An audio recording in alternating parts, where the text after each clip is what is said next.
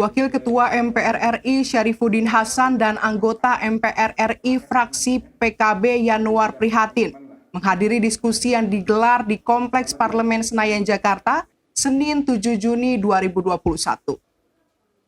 Diskusi itu membahas mengenai pentingnya wawasan kebangsaan bagi aparatur sipil negara atau ASN. Dalam diskusi, Yanuar Prihatin memaparkan bahwa ASN memegang seluruh kendali yang berkaitan dengan pemerintahan dan pembangunan, sehingga jika ini salah sasaran karena persepsi kebangsaan tidak tepat, maka itu akan menjadi masalah besar.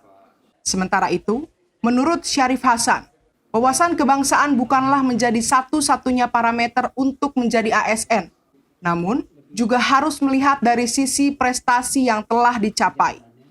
Untuk itu, perlu dilakukan sosialisasi yang seimbang dengan para calon ASN. ASN memegang seluruh kendali soal kaitan dengan pemerintahan, kaitan dengan pembangunan, kaitan dengan proyek, program, dan seterusnya. Kalau ini salah sasaran karena persepsi kebangsaan tidak pas, maka sudah itu problem besar. Yang kedua TNI, ketiga Polri, ini juga problem. Jika wawasan kebangsaan tidak kuat pada dua lembaga ini, TNI dan Polri, maka kita pun akan bicara masalah. Yang berikutnya tentu wawasan kebangsaan di level masyarakat. Ini bukan promo, tapi paling tidak dua institusi besar di Indonesia, Nahdlatul Ulama dan Muhammadiyah, adalah dua fondamen penting yang kalau ngomong wawasan kebangsaan mesti diikutsertakan. Bukan promo, tapi faktanya begitu memang. Bagaimana mensosialisasikan tentang wawasan kebangsaan di lingkungan ASN. Nah, kalau tiba-tiba dilakukan tes, tentu banyak menimbulkan pro dan kontra.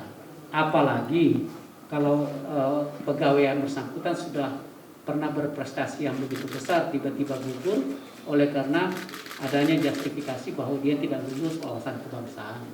Dan ini juga memang perlu mendapatkan satu perhatian. Jadi di dalam satu kehidupan itu kan tidak hanya satu parameter yang menjadi ukuran, ya kan? Nah, tidak serta-merta bahwa orang yang memiliki wawasan kebangsaan yang begitu luar biasa, tetapi kalau selama ini prestasinya rendah, menjadi pertanyaan, ya kan? Apakah akan otomatis menjadi ASN atau tidak? Begitupun sebaliknya, ya. Ada satu misjustifikasi kalau selama ini berprestasi, tiba-tiba untuk menjadi ASN itu ada wawasan kebangsaan, tiba-tiba dia drop di situ. Apakah selama ini prestasi yang dilakukan itu tidak menjadi preferensi untuk menjadi ASN? Jadi saya pikir ini harus justifikasi yang seimbang. Dari Jakarta, Naura Insyira, Halida Dianisina melaporkan untuk Sinpo TV.